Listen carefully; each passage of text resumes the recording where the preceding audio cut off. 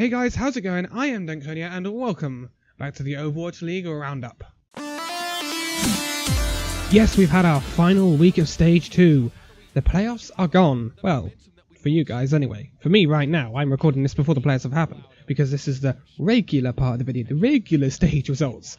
So, you know, I don't actually know yet. So, bear that in mind, alright? Now, let's get into this week's fixtures, shall we? Wednesday, the March 21st, we had the Gladiators taking on the Fusion, which was possibly the biggest game of the week, because it had massive stage playoff implications for Philadelphia and the Gladiators.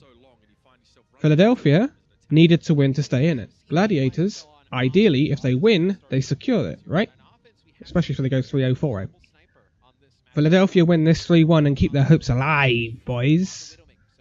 It's not boom bust for Gladiators, because, you know, they wouldn't be out of it, but they would have to rely on other people, i.e. the Seoul Dynasty. But we'll get onto them in a minute. Florida Mayhem taking on the San Francisco Shock, a bit of a dead rubber game, and I don't like saying that, right? But it is a dead rubber game for the stage. It's not a dead rubber game for the season, because obviously every win, every map counts.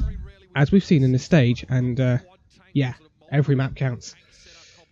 San Francisco Shock lose to the Florida Mayhem 3-2, even with Sinatra, who we know is a very, very good player from the Overwatch World Cup for Team USA. We all know and remember the name Sinatra. But Shock have got some adjusting to do. They've got another player coming in. It's going to be a lot of adjusting at Shock, I think. The Shanghai Dragons. The Shanghai Dragons have lost both of their DPS to family issues, etc. in China, and they're having to do some roster adjustments. We do have the signings coming in now. Guguri is now here, although she didn't play at the end of the stage. Fearless is now here. Addo's here. They did play, even with the obvious jetlag. And that obviously showed. They lose 4-0 to Houston. With Houston not looking that good, you know, Houston haven't looked fantastic this stage, have they? You know, I say that though, right? You look at the next fixture, Houston versus Seoul. Seoul win, then if Seoul win, then they kind of secure their place-ish, because you've got to expect Seoul to beat Florida Mayhem later on. The Houston Outlaws throw a massive spanner in the works and beat Seoul 3-1.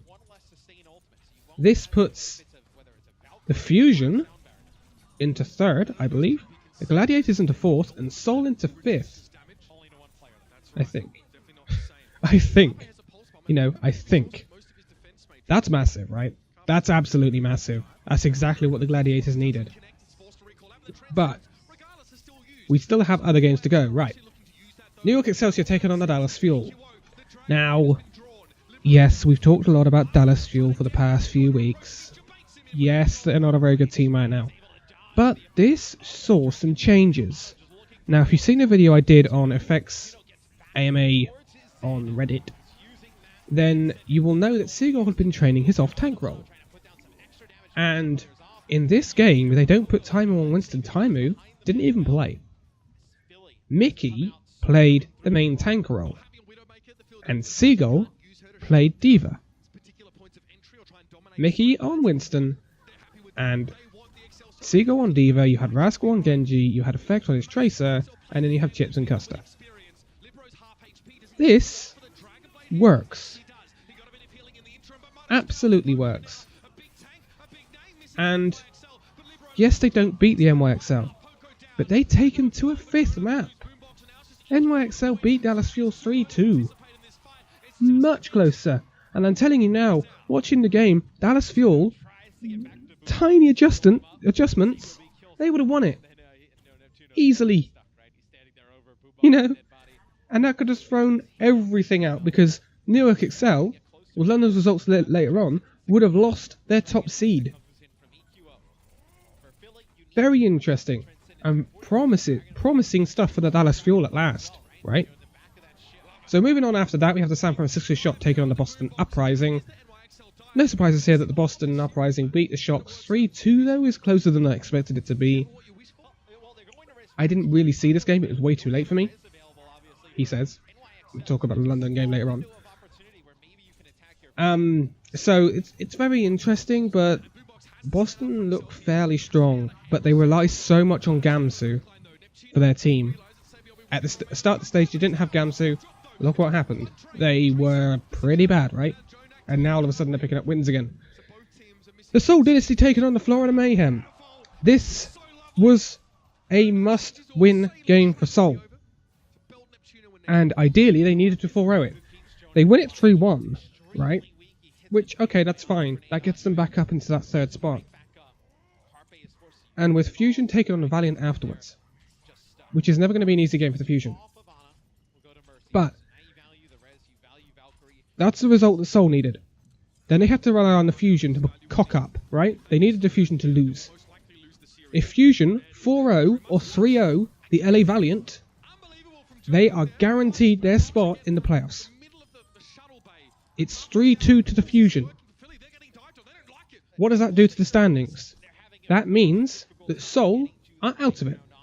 They can't possibly get in the playoffs. Again, Seoul choke at the end of the stage. But for Fusion are now in that third place, and it's now down to Gladiators on whether it's Gladiators or Fusion in that third spot. Of course, we do have to clear up the thing of London Spitfire because they're not exactly guaranteed in it. But London, I had to stay up and watch London, right? Play the Shanghai Dragons at 3 o'clock in the morning. Jesus Christ. Spitfire were frighteningly good against Shanghai, right? They ripped them apart. Shanghai got 1 point in the whole game. I wouldn't even expect that from Shanghai, because Shanghai have kind of been able to turn up against bigger teams usually. So Spitfire 4-0 the Shanghai Dragons and guarantee their place in the playoffs. Whether that would be first seed or second seed, we'd have to wait for the New York Excel. Then Spitfire go up against the Dallas Fuel. This was much later on, mind. And Spitfire 3-1 the Dallas Fuel. Now, this was interesting to me because Dallas still looked okay, to be quite honest. They still looked okay. They gave London a lot of problems on Hanamura. They looked okay, but Spitfire just looked too good. And I was surprised to see Spitfire field their #1 roster. Very, very interesting, considering the players were coming up the next day. So Spitfire guaranteed themselves at least second, but could they get first? Now, for them to get first, New York Excel would have to drop 3 maps against Valiant. Was that ever going to happen? No. Were Excelsior going to lose against Valiant? No. Excel 4-0 the Valiant and guarantee their #1 seed, and that bye through to the final of the playoffs. So, how do our playoffs stand? They stand as New York Excel in the final, London Spitfire as rank 2, and be in the semi-final, but who would they be facing? Would it be the Los Angeles Gladiators? Would it be the Philadelphia Fusion? The win criteria for Gladiators was a 3-0 or a 4-0 against Boston Uprising. Boston Uprising beat the Gladiators 3-2. These teams were incredibly close. Incredibly close. And I'm telling you now, if Boston Uprising had had Gamsu for the whole stage, they would have been up with the Gladiators. I'm telling you that now, because they look so much better with Gamsu. Gladiators miss out on that spot, right? But this was a really good game to watch, even though after the... Because Gladiators lost Full Sky the first map, that was their map playoffs. But it was still a really, really good one, even though it was like kind of dead rubber for the stage. So, we now know who will be the playoffs. It will be the Philadelphia Fusion taking on the London Spitfire, and then it'll be the winner of that game taking on the New York Excel. How does that change from last stage? Well, last stage it was Houston at rank 2, so it was Houston versus Spitfire. Very interesting. Very, very interesting. And now we take a look at the standings. And praise the Lord. Praise the Lord that the Overwatch League has finally put a stage standings tab on their website. Oh, thank God. Anyway, the stage standings. New York Excel top it off with a 9-1 record. London Spitfire, second with an 8-2 record, better than their 7-3 record from the previous stage. Note that. Philadelphia Fusion in third on a 7-3 record, an equal record with the Seoul Dynasty, but they have a better map differential by 3. Los Angeles Gladiators on a 6-4 record, equal with the Boston Uprising. Houston in 7th with a 5-5 record, Los Angeles Valiant in 8th with a 4-6 record, worse than their stage 1. San Francisco Shock and Florida Mayhem on the 3rd and 7 record in 9th and 10th respectively, Dallas Fuel in 11th with a 2-8 record, and of course Shanghai Dragons 12th with a 0-10 record. Oh, Shanghai and a massive minus 35 differential. Oh, Shanghai, I'm so sorry, dudes. In terms of our halfway point in the league overall standings, we have, guess what? Newark Excel on top. Number 1 seed for 18-2 in terms of their record with a plus 46 map differential. Woo! I would not want to get in the way of them. London Spitfire have their second spot back with a 15-5 record and a plus 35 differential, with a massive differential gap between them and Seoul Dynasty, who are on a 14-6 record and a plus 18 differential. Philadelphia Fusion are one of your big movers. They are up to 4th with a 13-7 record, although their differential is massively inferior to the teams around them. Houston, with their bad stage, they were in 2nd at the end of stage 1, they fall to 5th. Still with a plus 17 differential, but a 12-8 record. Boston Uprising in 6th with a 12-8 record, but a plus 9 differential means them, inferior to the Outlaws right now. In 7th, Valiant fall quite away, down to 7th from that 4th-5th spot. Valiant with an 11-9 record and a plus 8 differential. Then you have their neighbours, the LA Gladiators, with a 10-10 record and a minus 1 differential. Then you have a big gap to San Francisco Shock with a 6-14 record and a minus 15 differential. Dallas Fuel in a 10th with 5-15 record and a minus 26 differential. And you have Florida Mayhem in 11th with a much improved 4-16 record and a minus 34 differential. And then you have the Shanghai Dragons with a 0-20 record and a minus 65 map differential. And they have lost 73 maps so far, and we're only halfway through. Oh, I hope their signings work for them, because I really want to see the Shanghai Dragons pick up a win. I just hope it's not against the London Spitfire, that's all. So, we move on to the playoffs. So, into our playoffs, and obviously, first off, we had the Philadelphia Fusion. We didn't really expect the Philadelphia Fusion to even be in the playoffs, did we now? Because, we were expecting Gladiators or Seoul to at least, get the win that they expected to get, but they choked at the last hurdle, so here we are with Philadelphia Fusion. But their semi-final match is a whole different ballgame, going up against the London Spitfire, who obviously have a certain amount of experience considering they're Stage 1 finalists and Stage 1 winners. And they had to go through a semi-final for that, mind. Now, Fusion go into the first game on Watchpoint Gibraltar and get held before first point. And London just basically steamroll that. It was very convincing from the Spitfire, you have to say. But yeah, at this point we were thinking, London have turned up. Oh, it's the major part of this stage. London are gonna storm it. They're gonna get into the final against NYXL.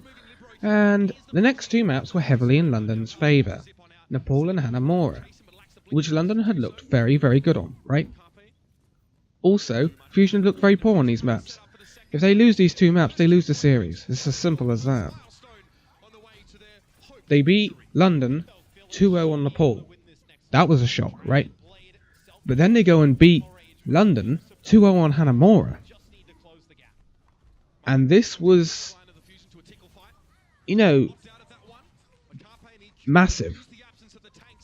These were bad maps for Fusion, Good maps to Spitfire and Fusion were coming out on top. That's crazy. Absolutely crazy. So, we go to a game 4 on King's Row. Now, even though it's in London, this is actually Spitfire's least favourite map. The map they have performed worst in on stage 2. But guess what? Spitfire win it. It was one of those days where people were going to win maps that you don't expect them to win. Then you go into Route 66. Map 5. It's 2-2 at this stage. Route 66 was a good map for both teams.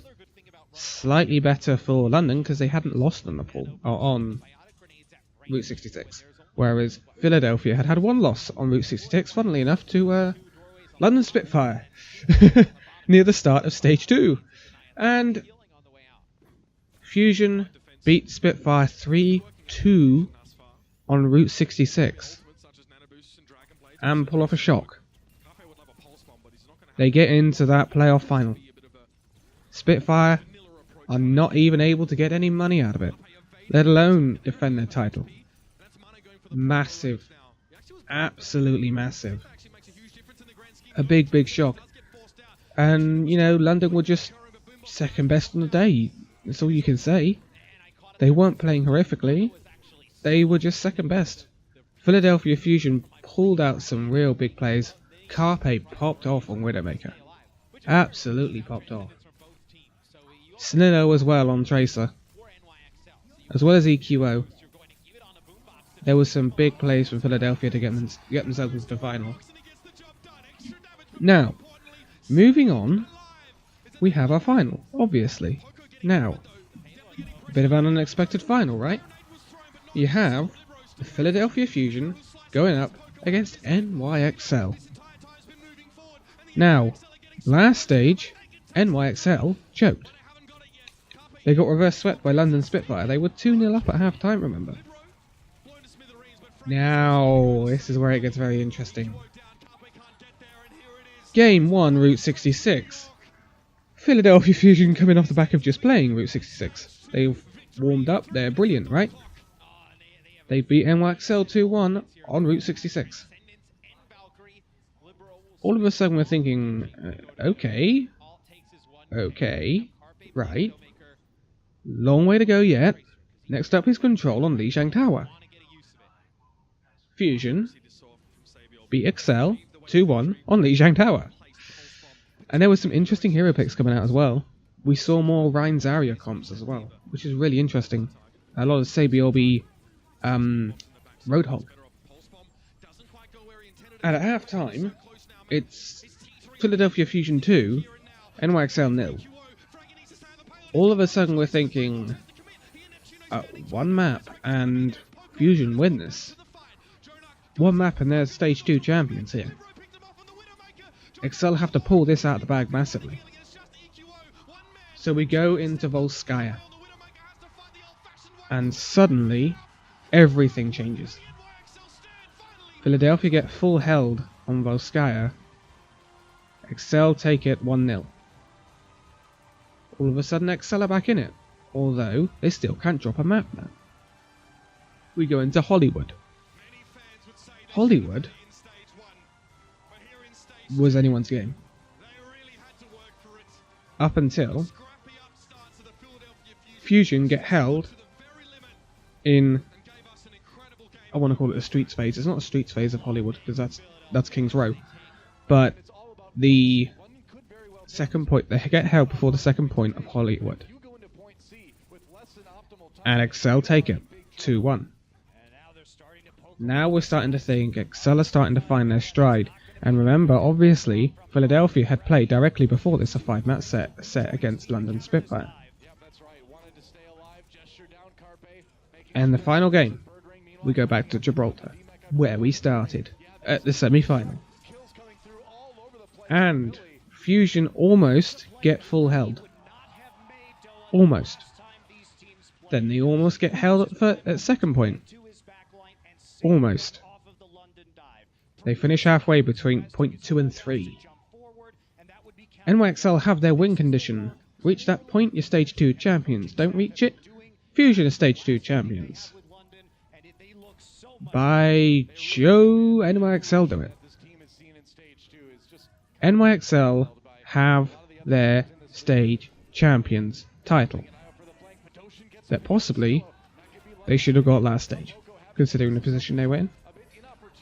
And guess what? It's another reverse sweep.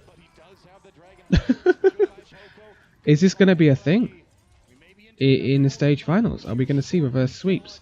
Because both stage finals we've had reverse sweeps now. In the end, and Boombox said this himself on Twitter, fatigue for Fusion played a big part. And you know, they don't have the stamina that perhaps a team like London do. Plus London have a lot of options in the back pocket in terms of players, right? Whereas for Fusion, the problem is with London, they have substitutes that could play at the high level. Whereas Fusion, perhaps you've got to wonder, well, do we have high level subs that we can bring in that would compete against London and New York? Snillo, yes. The rest of them, Dayfly, people like that? Perhaps not. Boombox popped off, right? But in the end, fatigue gets to you. It's something we didn't see get to London, and that's why that was such a feat in Stage 1. Because they played a game in the regular day, and then a few hours afterwards, they're playing a semi-final and a final, and they go on and win it. Which is crazy. I don't think we'll see anything like that for a while. For a good long while, because that was just crazy. But your Stage 2 champions are the NYXL. They are top of the standings. They finished Stage 2 on top. They are overall on the overall standings. They are on top, and now they are Stage 2 champions. And currently, you have to say they are the best Overwatch squad in the world. Because a lot of people say, well, what about Seoul Dynasty? Well, Seoul Dynasty choked again. Is this the thing we're going to see from Seoul? Because really, in my opinion, if Seoul had done the job they should have done, it should have been a Seoul London semi-final. And I think you see London beat Seoul in that semi-final. And then a London NYXL final is anyone's game. Anyone's game. One thing to take away from this is I think you're going to see New York excel in all the stage finals unless something goes seriously wrong. And I think London are always going to be up there. London improved on their stage. They got that second seed. Although second seed does seem to be cursed. Because Houston was second seed, got knocked out in the semi-final. London was second seed in stage 2, knocked out in the semi-final. So I wouldn't want to finish second in stage 3. Unless someone's going to sort that sort of thing out. Anyway, this is going to be it for this Overwatch League Roundup video. There will be one next week. It will not be your regular Overwatch League Roundup. It's going to be a halfway point analysis sort of thing. We're going to look back. Where are people at? Where should they be at? What were we thinking at the start of the season? Where are they at now? But this is the final one. We'll also have our fixtures in that next video as well, because obviously Stage 3 is about 9 days away. But for now, thank you guys so much for joining this Overwatch League Roundup video, and I will see you in the next one. See you then.